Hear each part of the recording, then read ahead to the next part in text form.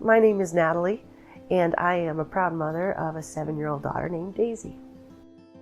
Well, she loves cats and kittens particularly, and because she loves to build, we have a big box of Legos, and she builds fortresses around the house. She uses the magnet tiles. She plays a lot of imaginary play, and now she's writing a little script for her puppet theater. My ex-husband is an alcoholic, and I was pregnant within 3 months of getting married, and things went progressively. He got more aggressive. He stopped hiding it, and then he got dangerous at times. And so over the years, I found myself shielding myself and shielding Daisy. He was arrested for a DUI in 2020, and he went to rehabilitation and immediately started drinking again when he was finished. And that cycle was deepening and getting to a point where I believed we were in danger. And that is why I filed for divorce. And he was not willing to compromise or talk about any kind of parenting plan. He wanted 50-50, and that was that. And as he phrased it, the gloves come off. Our experience is magnified to the point where the week Daisy started kindergarten, I went to the courthouse after I dropped her off from school.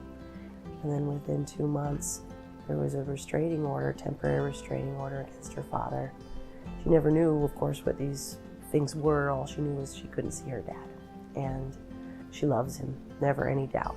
And she suffered a great deal with this divorce and trial being drawn out as it has. And so she's had to start over many times. When she lived in a shelter, it was the same type of thing.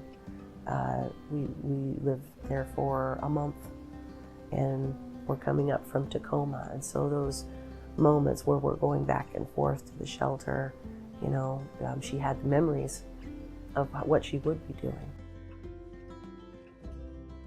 The court experience, although it didn't end up in trial, it was very daunting and intimidating. Well, I couldn't really work.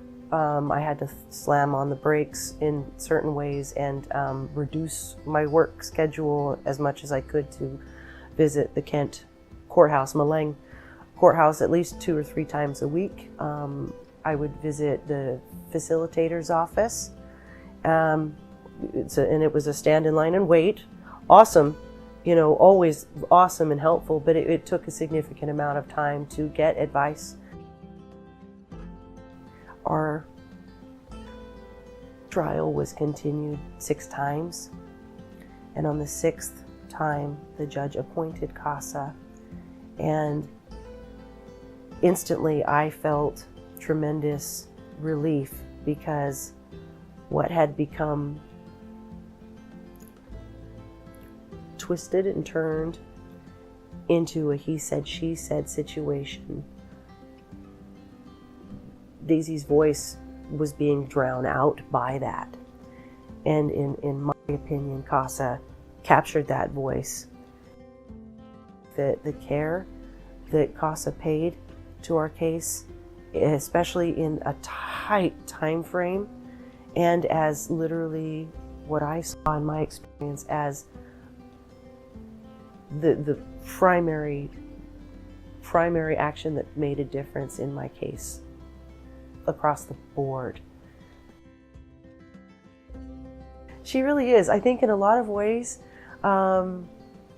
there's growing up, and then there's life happening, and then there's some really tough things that happen. And she has had far too much of the tough stuff. But she is courageous, and she has a lovely attitude, and there's just a joy.